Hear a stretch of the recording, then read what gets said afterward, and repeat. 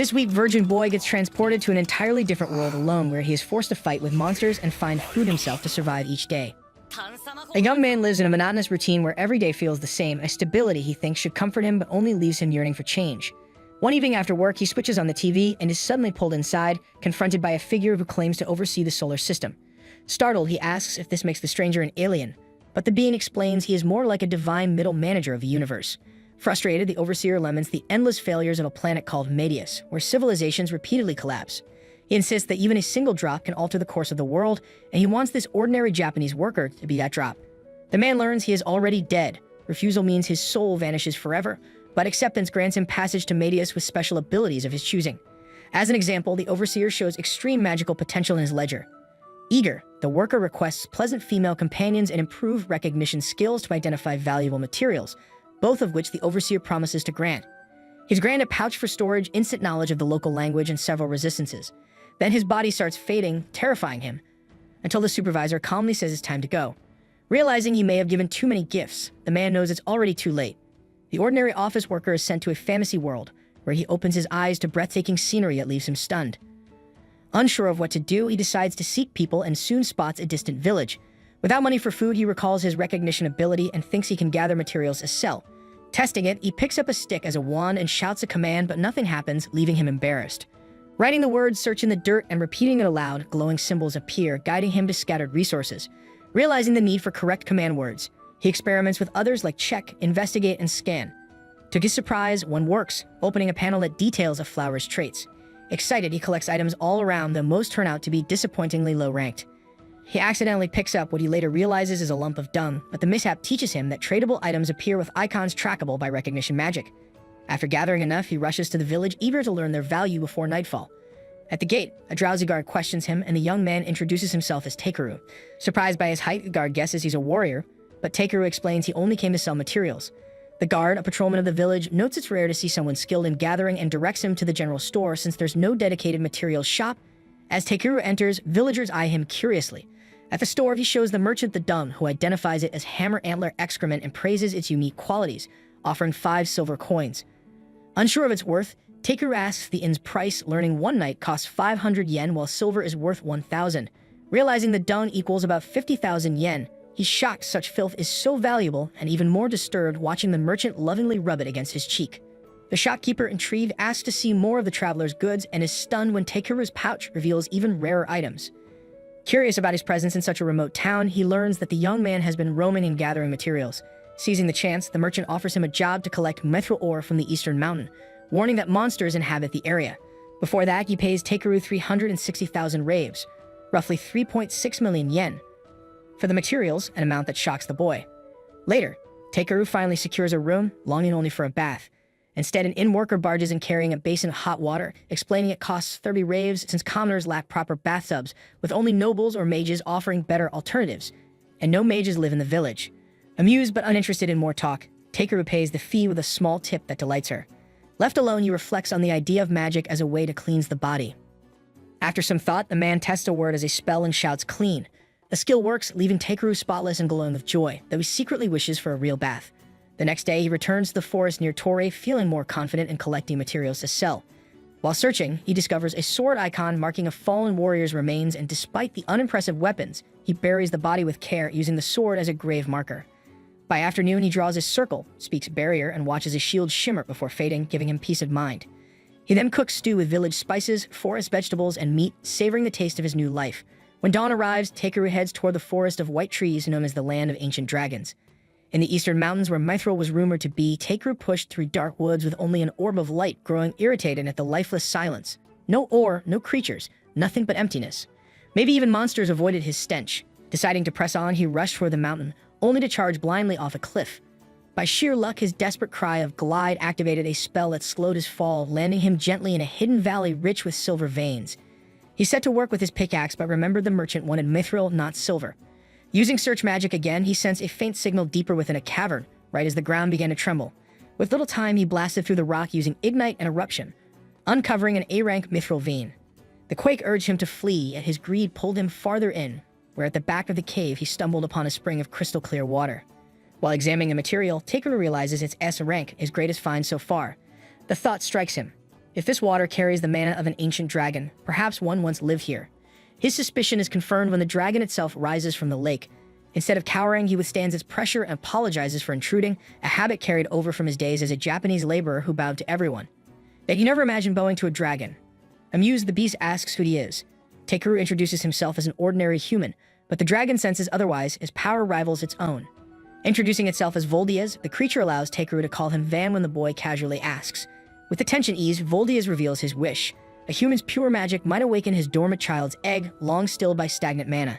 In exchange, he offers mithril. Takeru agrees, and the dragon retrieves a massive black egg from the depths, instructing him to channel magic into it as he once did with his guiding light. Unsure, Takeru whispers heat, sending warmth into the shell, only for a far more unsettling reaction to erupt.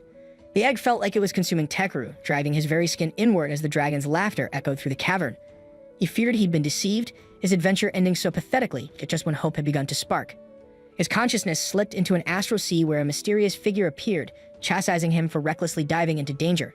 Any ordinary person would have fled before a dragon, yet Takeru's defiance seemed to warp the world's laws themselves. The being revealed had been shaping this realm for eons, but Takeru's presence spread disruptive ripples it could not ignore.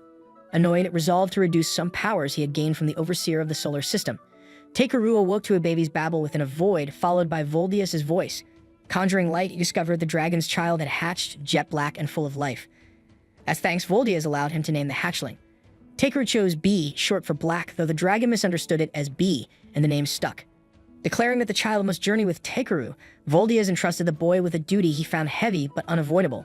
Before sinking back into the depths, the dragon cast a strange spell on Takeru's bag. Left with the newborn, Takeru invited B to join him in gathering supplies, only to realize the little creature reeked terribly. With a grimace, he used his cleaning skill to spare himself from an unbearably smelly trip.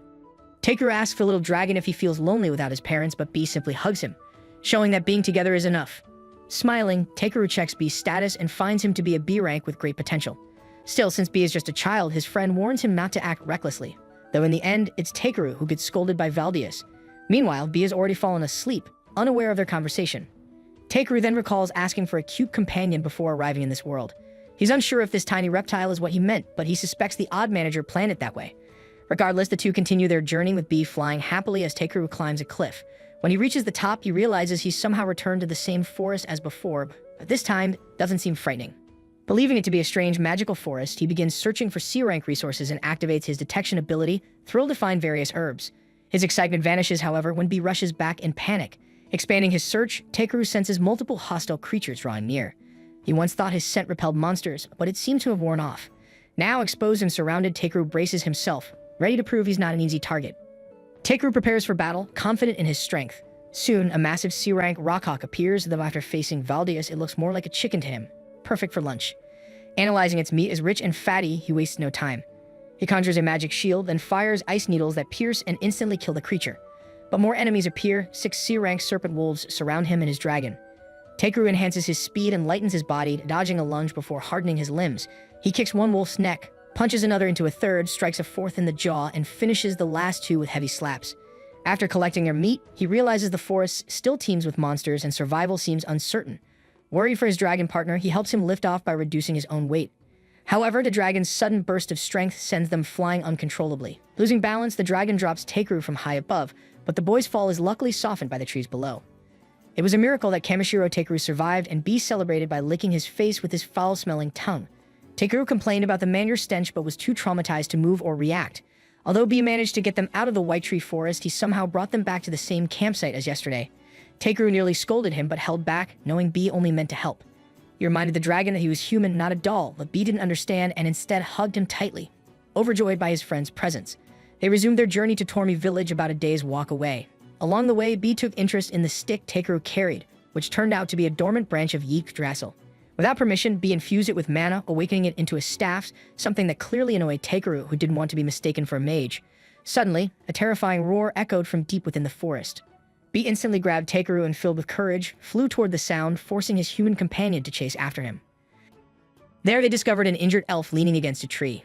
Takeru finds an exhausted elf and asks if she was attacked by the forest monster, only to realize she is the supposed monster. The terrifying roar he heard was just her stomach growling after 3 days without food. Weakly asking for water, she drinks eagerly, but her hunger persists, so Takeru offers her the lunch he got from the innkeeper. She devours it with bliss. Curious why she hadn't eaten when the village was nearby, he questions her. Flustered, she claims she was in a hurry, but when he teases her for not packing food, she gets irritated and releases a foul smell. Shocked, Teikru realizes not all elves smell like flowers. This one smells like fertilizer. Embarrassed, she insists she's been camping for days and thanks him before leaving, muttering that calling someone fertilizer-scented is rude. After she's gone, Teikru gathers more materials and comes across a carriage pulled by an E-rank unicorn. The friendly driver, Porin, offers him a ride after learning he's headed to Tormi village. When asked if he's a mage, Teikru says he's just a collector, though Porin mistakes him for a specialist. He doesn't bother correcting it and joins the family, Porin, his wife Eliza, and their children Kin and Yunin. The kids quickly warm up to him, easing their parents' trust. Grateful, Teikru admires their courage for traveling dangerous roads. Jokingly, he asks what they'd do if he were a bandit, and the boy proudly shows a magic item that rings when danger is near. Amused, Teikru thinks he can make something similar. When his small creature, Bee, squirms under his clothes, he reveals it but hides that it's a dragon's child. Porin jokes he must be a dragon knight, and Teikru awkwardly says he just found an egg. Eliza stays cautious, aware of how rare such creatures are. Intrigued by the idea of dragon knights, Teikru grows thoughtful, later setting up magic stones to alert them if monsters approach that night. Bee kept watch and would alert them if danger approached. The family completely trusted the dragon, which made Teikru wonder how they could place such faith in such a powerful creature. When Eliza offered to cook dinner, Teikru insisted on doing it himself as thanks. He amazed everyone by pulling ingredients from his bag and swiftly preparing a special meat salad. Eliza and the children loved it, but Porin seemed strangely quiet. Worried, Teikru asked if he used too much seasoning, only to learn that Porin was moved to tears. It was the first real meal they had after days of eating only dried meat. Seeing his children so happy filled him with joy, and he called Teikru a mage of cooking. After dinner, they sang together, and the warmth of the moment made Teikru think of his old life on Earth, how dull it had been to eat alone in silence. Tonight, for the first time in this world, he laughed from the heart. Later, as he lay down, he gently patted the sleeping bee, looked up at the starry sky, and smiled with quiet contentment. As dawn broke, Porin was already busy cleaning the carriage and washing away the rain while the children slept soundly with Bee nestled between them. Teikru, already awake, sat on the ground polishing his scissors until they gleamed. When Eliza stepped out after preparing everything, she greeted him warmly, saying that someone who cared for their tools would make a fine adventurer. Teikru smiled, realizing how much he had come to enjoy his life. Though he had become a gatherer by chance, he felt it suited him naturally. When it was time to leave, Teikru asked to take the reins, and Porin agreed. Sitting beside him, Teikru guided the unicorn with ease, the creature responding to his every command as if it understood him perfectly. Soon Bee awoke, fluttered to Teikuru's side, and perched near his legs as they rode smoothly onward. After a few peaceful hours, the Tori village appeared in the distance. At the gate, Teikru disembarked as Porin and his family thanked him for their shared journey before parting ways. The guard recognized Porin, joking that he always brought the spring with him. Curious, Teikru asked what he meant, and the guard explained that Porin, a traveling weaver, followed the warm seasons. His arrival in the village meant that spring and summer were close behind. The guard mentioned that hunting had become scarce in the area, making Teikru realize why Porin was so delighted with the food. Grateful to the gods for his gathering skills, he appreciated never having to worry about food or money. Later, he met the shopkeeper who had given him the quest and presented his findings. The shopkeeper carefully examined each item but was particularly drawn to one rock. When asked where he had found it, Teikru was confused, unaware that it was no ordinary mithril ore but a magical one. The shopkeeper explained that such ore was legendary, filled with immense mana capable of replacing all the kingdom's magic stones with just a few pieces. Shocked, Teikru pretended he had found it by chance, hiding his true ability. The shopkeeper didn't believe him, praising his talent and luck instead. He advised Teikru to leave the village for a larger city where he could sell such rare items and gain deeper knowledge of the world, suggesting he join a guild to improve his skills for future adventures. That night, Teikru relaxed in his room, researching guilds and adventurers. He realized becoming an adventurer could benefit him, but there was no rush. Deciding his next step would be to join a guild, he chose to stay in Tormi a bit longer. Days passed as he offered the beasts he had slain to be cooked for the whole village. With game scarce, everyone enjoyed the meal, even the local troublemakers marking his gesture a success. He spent more time wandering the village and gathering supplies before preparing to leave. The kind old lady gave him seasonings and spices for his journey, saying the villagers had grown fond of him and wished he'd stay. Teikru promised to return someday, but said he had to continue his travels. She also packed homemade meals for the long trip to Bel, which would take nearly a month, and told him to return if he ever felt homesick. Grateful, he thanked her and went back to his room, putting Bee to sleep for the journey ahead. As he lay down, he thought about the kindness the village had shown him and felt he should give something back in return. Teikru rose from his bed and walked to the table, gazing at the lantern and the mithril stone. Remembering how the village guards worked tirelessly to keep monsters away, he decided to use the stone's mana and his creativity to fuse the lantern into a magical item. The next morning, as he prepared to leave, the villagers gathered to see him off. Feeling a deep attachment to the place he now considered home, he gifted them the item, explaining that it could form a barrier to protect the village from monsters. The villagers were touched, but the shopkeeper examined it and discovered the mithril stone still inside. Before he could return it, Takeru ran off, shouting for him to keep it for the village. Waving goodbye, the villagers watched as Takeru began his new journey. The morning breeze brushed his face as he wandered through the open fields, enjoying the day until a massive crab monster appeared. Though startled, he checked its stats and saw it was a C-rank beast, manageable and, more importantly, edible. His fear turned to excitement as he grinned and told B that crab meat was delicious. Takeru prepared for battle, hardening his body with magic, but before he could act, B unleashed a supersonic blast that instantly took down the crab. As Takeru approached to finish it off, 2 more crabs appeared, circling him. He quickly devised a plan, assuming they could only move sideways, but to his shock, they charged straight at him. Just as he thought it was over, B grabbed him by the collar and lifted him away as the 2 crabs collided and died. The first crab, however, rose again and rushed toward them, but this time Takeru was ready. He swung his staff like a bat, smashing the creature to death. Later that evening, the 2 prepared a meal from their spoils. Takeru strengthened his hand with enchantments, chopped the crab legs, and cooked them with water and spices into a thick stew. When they finally tasted it, he was delighted by the flavor and told B how excited he was to explore more lands and taste more dishes of this new world. Despite the villagers' claims, reaching the city can take him a month. It stood nearby, a massive fortress bordered by the sea. Takeru queued with the other peasants to enter the city, but realizing he might stand out, he disguised his magic bag and told B to hide.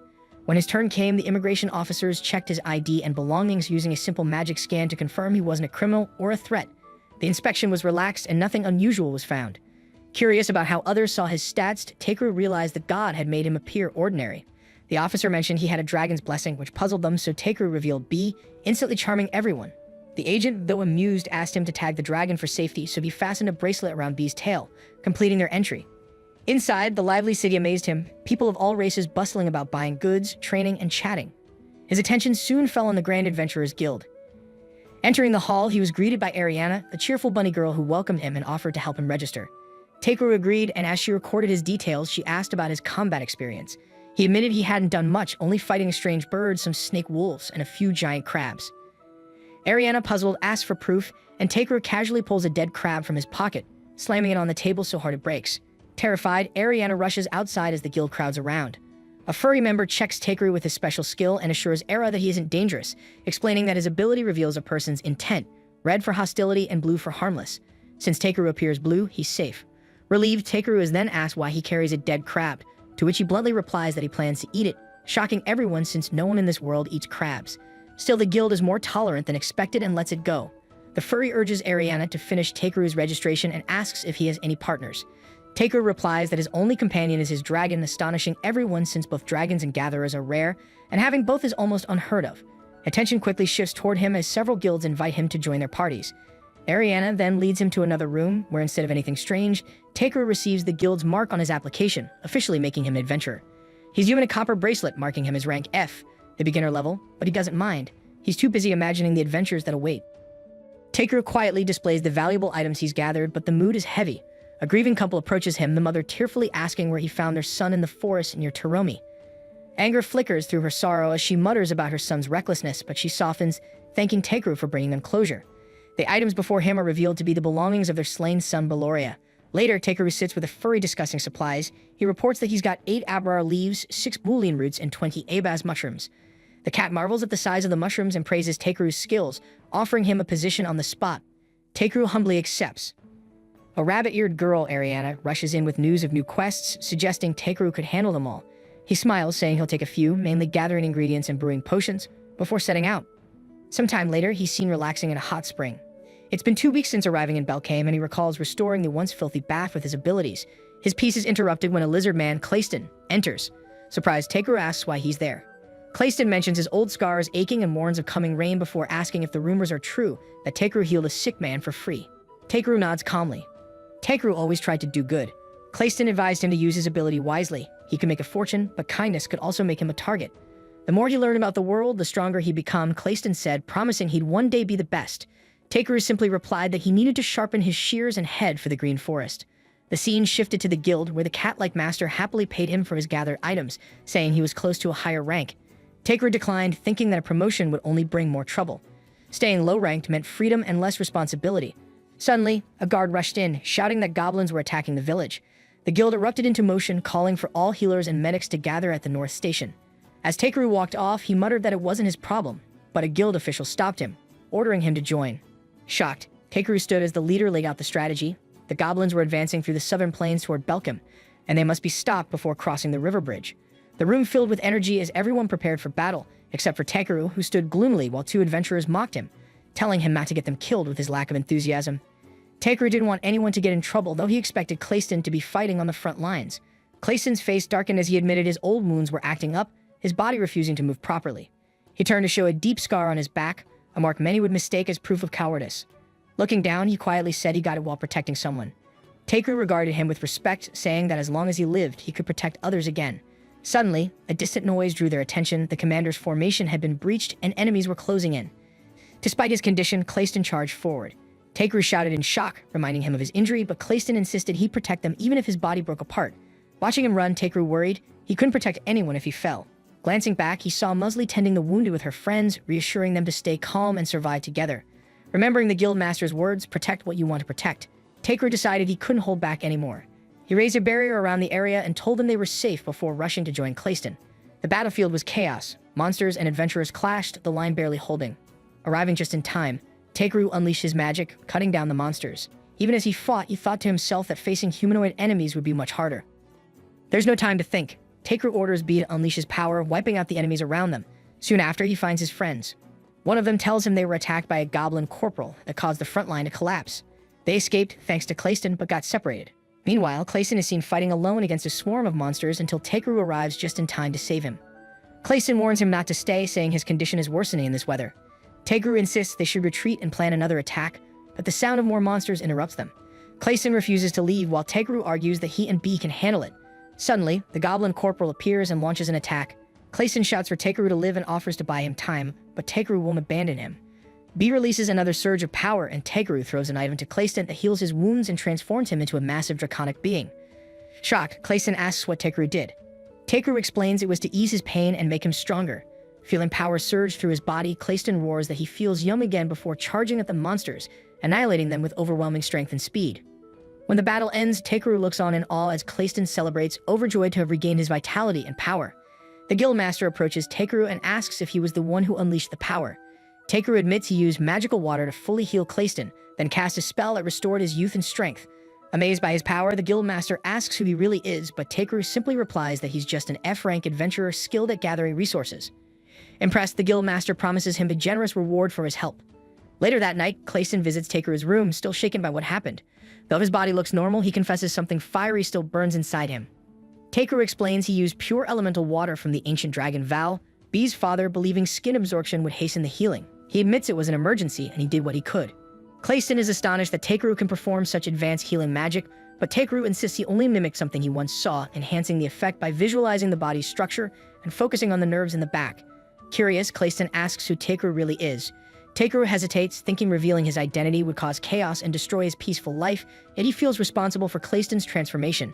Seeing his unease, Clayston gently says it seems to be a burden matter for him. Clayston starts to leave after saying he won't ask again and apologizing for prying, but Takeru stops him. "I'll tell you," he says calmly. He trusts him, then says that he's from another world.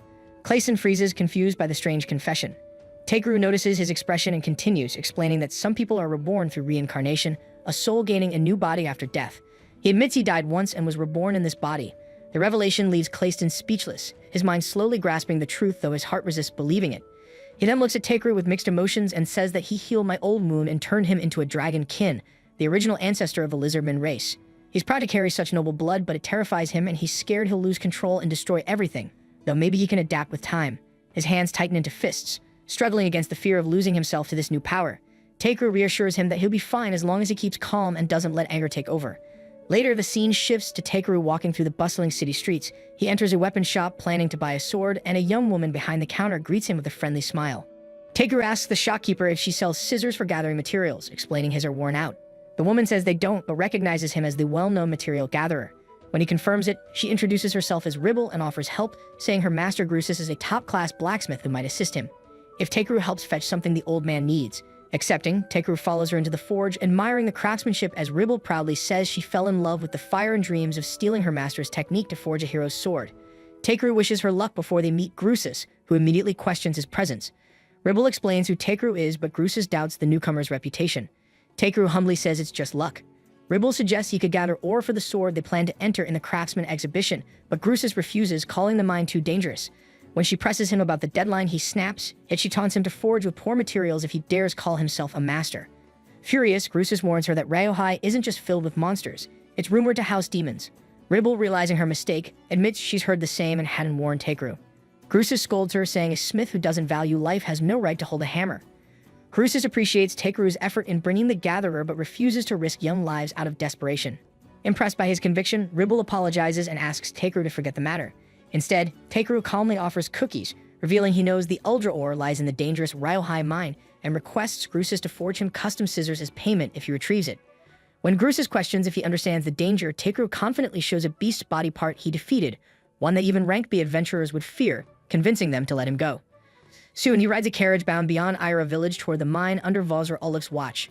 During the trip, B complains about craving crab, and Takeru sighs that they've run out. Passengers chat about strange incidents like herbs withering overnight at Robert's Pass and unrest in the forest of white trees, while Takeru silently hopes none of it was his fault. In a village stop with a horse trader, he muses about owning a horse someday until he hears a familiar elf arguing with the trader. She demands a pure white steed that can soar, but he shows her a giant white raven, insisting anything that hauls cargo counts as a horse. Embarrassed, she apologizes, and the trader suggests she look for a white Pegasus in Vazrael, the Dwarven Kingdom. Grateful, she leaves, and Takeru realizes they share the same destination.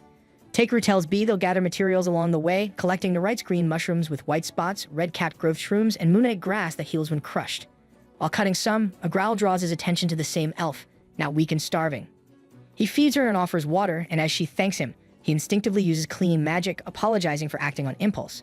She smiles, introduces herself as Velvereta Brawlite, and insists on repaying his kindness by helping with his work. Amused by B's approval, Takeru agrees until they reach the next town. While gathering mushrooms, Vel proudly shows her rare finds, which Takeru's appraisal reveals to be a rock, some poop, and a poisonous mushroom. Vel gasps, then bursts into laughter with B, calling it terrifying, while Takeru silently noted their thoughts weren't far apart. As the sun set, she ignored his offer of magic stones and went to gather firewood, wanting to leave a sign that the place was safe. When she returned with the whole log, she tossed it into the air and split it midair with her daggers, stunning Takeru. His appraisal revealed them as Sylph Jambia, rank a high elf weapons blessed by air spirits and usable only by chosen bloodlines. Later, Takeru cooked his favorite soup, which Vel and B devoured with delight, making him quietly pleased. Between bites, Vel asked his destination, and he told her about the Ryohei mine and the Ildrip ore. When he asked about her goal, she spoke of finding the white Pegasus her sister once dreamed of, but his focus slipped, seeing crumbs on her face. After wiping them, she laughed and joked about her growing food debt. Takeru told her to repay it by becoming his bodyguard, and though surprised, she took it as fate and a blessing from the goddess Livrolina, happily agreeing. Her enthusiasm impressed him, until her snoring kept him awake all night. By morning, his tired eyes followed her gesture toward the Dwarven Kingdom across the river. He compared it to the Hotaka Mountains, though she didn't understand. At a local restaurant while he enjoyed the Dwarven dish, Vel said it matched her friend's description. Expecting another elf, Takeru was startled when she said her friend was a lizard man, the honorary Dragon King and Holy Dragon Knight of the Stolfus Empire, who might pass through Belheim. Just then, Clayson appeared, confirming it was more than coincidence. Vel greeted him warmly, but he scolded Takeru for leaving without notice. Takeru argued he'd informed the guild vaguely, earning a sigh from Clayston. When Takeru mentioned the Ryohei mine, Clayston warned it was beyond his rank, but Takeru insisted it was urgent. Despite the danger, he cheerfully added that Grusus promised him the ultimate scissors and maybe a pot or pan later. Half amused, Clayston couldn't tell if he was kind or naive, while Takeru declared that for a gatherer, scissors mattered more than any sword. With no other choice, Clayston agrees to join Takeru on his trip to the mine, mentioning he was headed to Vosrael anyway to repair his spear. Takeru hesitates, but Vel cheerfully declares Clayston her fellow bodyguard, and amused, he accepts. Despite their skills, Takeru remains uneasy. The next day, they arrive at Vosrael to find the entrance crowded. While Takeru grumbles about how all cities feel the same, Clayston casually speaks to a guard who lets them in immediately. When Takeru questions it, Clayston says he just greeted an old friend. The guard welcomes them to the Dwarven Kingdom of Vosrael, once a mining settlement within vast iron caves, leaving Takeru amazed at the underground city. Then the guard informs Clayston that the king requests his presence, shocking Takeru even more when he learns Clayston knows the king. Clayston calls it a complicated history, but the guard clarifies that he's the hero who saved them from the Thunder King Zengum. Embarrassed, Clayston downplays the tale, claiming the demon ran at the sight of him. The guard proudly mentions a statue made in his honor, which everyone admires except Clayston, who's mortified since it looks nothing like him. When he meets King Zoradine, his first complaint is the statue's ugliness. Takeru then delivers a letter from Grusus Pendrasis of the Belkin Blacksmith Guild, requesting mine access for materials. Zoradine, recognizing Grusus, explains that the mine became a demon nest after a tremor months ago.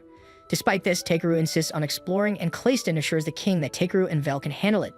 Impressed, Zoradine assigns them to uncover the cause of the demon activity. Though reluctant, Takeru follows along. They soon meet Zambo, the guild's head receptionist, who leads them into the tunnels. Using a light spell, Takeru studies the minerals, noting weak energy traces that surprise Zambo. As they go deeper, B senses danger, and Clayston warns everyone to take cover. A monster charges, but the trio defeats it quickly, Vel finishing it off with her daggers. At a dead end, Takeru senses something behind the wall, sets a barrier, and blasts it open to reveal glowing hydrite veins, rare rank minerals close to magic stones. Suddenly, B warns again, and Zambo yells that a demon is approaching. Takeru's eyes narrow as he tells the others to stand back just before a giant crab demon bursts from the shadows. Takeru and B began celebrating, confusing the rest of the group. The monster, however, wasn't in the mood and suddenly attacked with its shell, forcing them to dodge. Clayston and Brawlite identified it as a Trango crab, a ranked creature that demanded teamwork. Ignoring the warning and seeing it as lunch, Takeru told everyone to stay back, buffed himself, and joined B in the fight. B roared, staggering the crab while Takeru struck its head with his staff, barely scratching its tough shell. When the boys struggled to dodge its attacks, B froze one of its legs, and Takeru used his scan ability to find its weak points before launching ice spears that froze the entire creature. Brawlite and Zambo admired the icy corpse, but Clayston was far from pleased. He demanded to know why they acted alone, his aura intimidating them. Takeru explained they wanted to keep the meat clean and were used to such monsters. Still, Clayston reminded him that he was there as Takeru's bodyguard and that even with strong magic, he must stay calm, trust his allies, and fight as a team. He added that he and Brawlite would never ignore Takeru's wishes, so he should learn to trust them more. The boy and his pet bowed their heads under the scolding, but Clayston smiled and patted them both, showing there was no harm done before ordering the others to collect the monster's parts.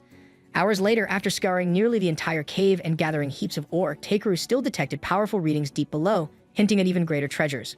Amazed, Zambo marveled that this same boy who defeated the labyrinth's demon had also discovered such riches in dwarven lands. Overwhelmed by memories of earthquakes, distortions, and monsters born from Magicula, he wept. Takeru then wondered if purifying Voldius Magicula had caused more change than he realized. Perhaps that was what the dragon meant by a drop that could change the world. Though he had always acted on instinct, maybe he truly was altering the world piece by piece, and he hoped it was for the better. When they returned to King Zorwadin, Takeru reported that the mine had been explored and the threat eliminated. The king turned his envoy, and Zambo eagerly confirmed it, claiming he hadn't even blinked from how unbelievable it was. To prove it, the dwarf asked Takeru to show the demon's remains. Takeru dropped the frozen corpse before the throne, and as the ground shook beneath its weight, the king broke into a cold sweat, trembling before the monstrous presence. The corpse proved Kamishio Takeru's incredible achievement, earning him a reward of equal value. To everyone's surprise, he requested to keep the demon itself, a demand Zorwadin couldn't comprehend. Having secured his prize, Takeru and bethought only of turning the alien crab's meat into sashimi and using its shell to craft new collection shears. The next day, Brawlite was stunned to see a legendary Pegasus brought as her royal reward, along with Clayston's fully repaired spear. Mounting the creature, she said she must return home to deliver it to her sister, but before leaving, she confessed she owed Takeru a debt she could never repay. The boy, indifferent, was simply happy with his house-sized crab. When Clayston announced the carriage's arrival, Takeru bid farewell to Brawlite, who laughed wickedly as she flew off, vowing to reunite with her comrades. He figured that something only an enemy would say, but since she was gone, he ignored it. Back at the guild, Ariana warmly greeted him, surprised to see Clayston by his side. Before Takeru could explain, the lizard stated they had formed a temporary party for an indefinite time. The receptionist excitedly rushed to tell Wade the news. Takeru shot his companion a glare, but the lizard merely said he was a wanderer with no destination, and that someone had to keep an eye on Takeru's reckless ideas. Though Takeru found Clayston a bit moralistic, he admitted traveling with him could be interesting. Later, the two sat in the guild and agreed on Clayston's idea for their group's name, the Blue and Black Brigade. After leaving, Takeru delivered the Eldrita ore to the master blacksmith, Growlus Pendras. Seeing the strange reactions of the blacksmith and his assistant, he feared he had brought the raw material, but both men were actually overwhelmed with joy. Ribble praised the ore's flawless shine and density, while Growlithe, crying himself, told the girl not to cry, and the two hugged, sobbing in happiness. Feeling awkward yet touched, Takeru thanked them, and the dwarf admitted he had never seen so much Eldrita in his 120 years. Though Takeru knew the ore was perfect, he hadn't expected such a reaction. Still, seeing their joy made him feel truly proud to be a collector, until Ribble confessed they couldn't afford to pay for all the stones since there were far more than expected. Takeru claimed he only wanted a custom pair of scissors, but he'd also asked the blacksmiths to use all the ores to forge a sword worthy of first prize at the exhibition. Half a month later, he was drinking at a tavern with his dragon companion when Wade arrived, saying someone important had summoned him. The letter Wade handed over bore the seal House Lucilevat. When Takeru asked if it meant the Lord of Belcame, Wade clarified it was in nearby territory under the same city. Expecting trouble, Takeru listened as Wade explained that Lord Belminant was noble but not unpleasant. Opening the letter, Takeru read an invitation addressed to him and Gildius Clayston of the Blue and Black Brigade, granting honors for their victory on the plains of Stavro. Both suspected the noble's real aim might be to claim the rare dragon, but Wade assured them Belmonent lacked such authority.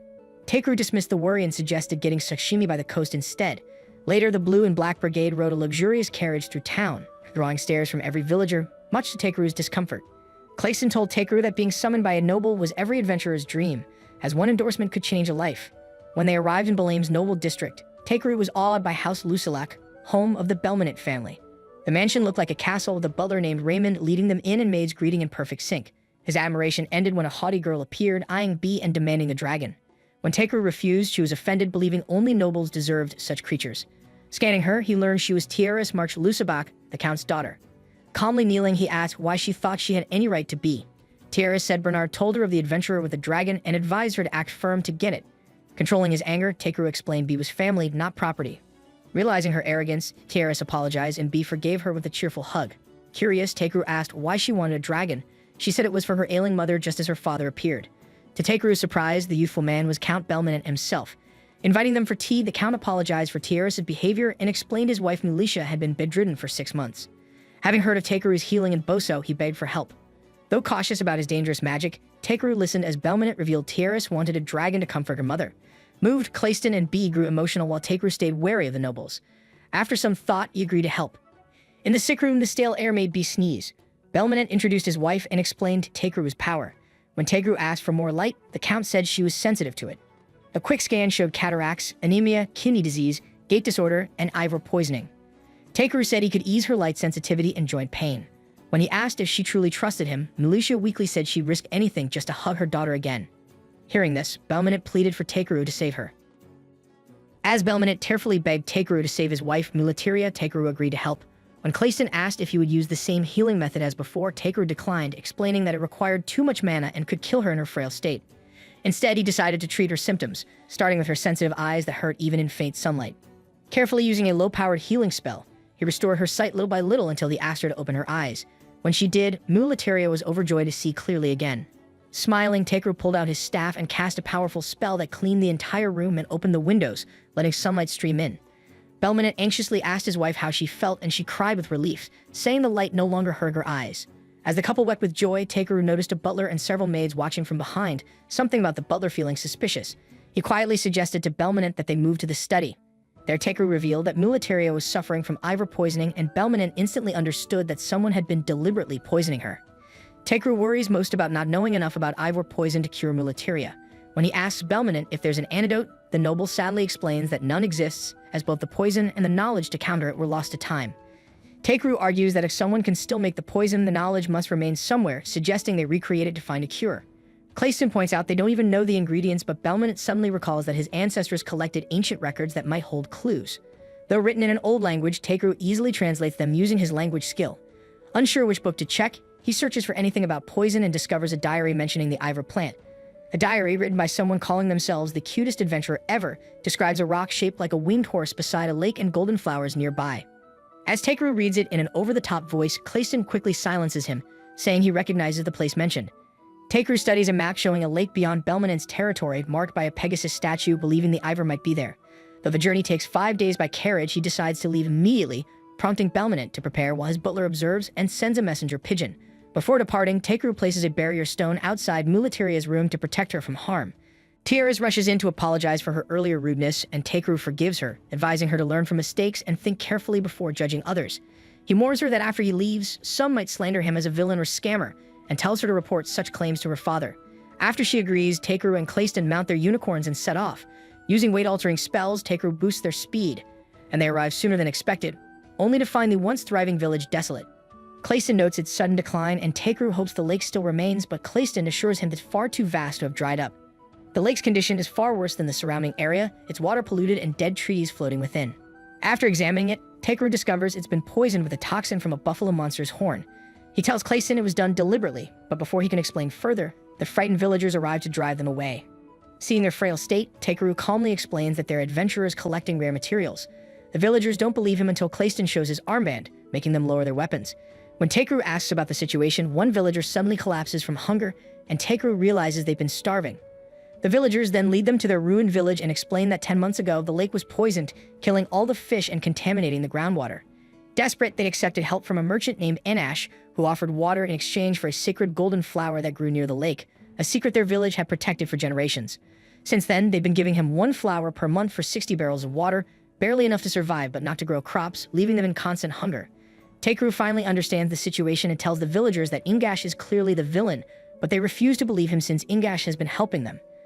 Annoyed, Takeru urges them to think about how suspicious his timing was, revealing that the lake was deliberately poisoned and that Ingash, who demands a poisonous flower every month for water, must be the culprit. The villagers are shaken, but Takeru, furious, vows to destroy Ingash and his schemes. Before that, he helps the starving villagers by asking Bee to summon rain with his spirit magic. As the rain falls, bringing life and hope, Takeru tells Bee to stop and then gives everyone a magical shower, cleaning them for the first time in months.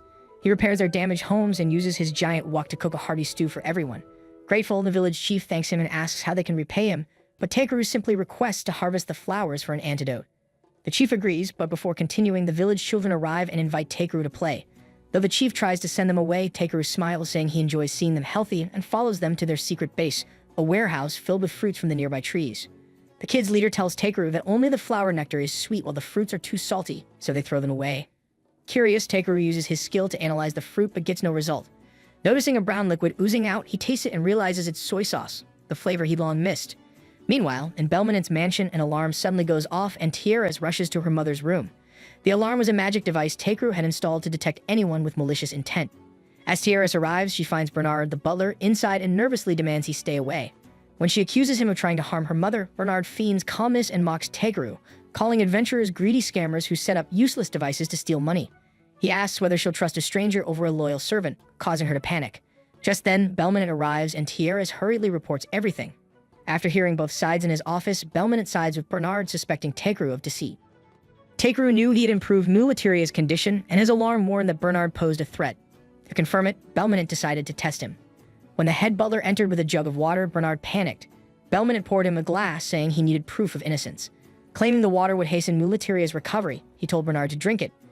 Flustered, Bernard hesitated until Belmonent splashed it on his... He then ordered his guards to arrest the butler. Moments later, the head butler handed him a coded letter found in Bernard's room, leaving Belmonent stunned by the mastermind's cleverness.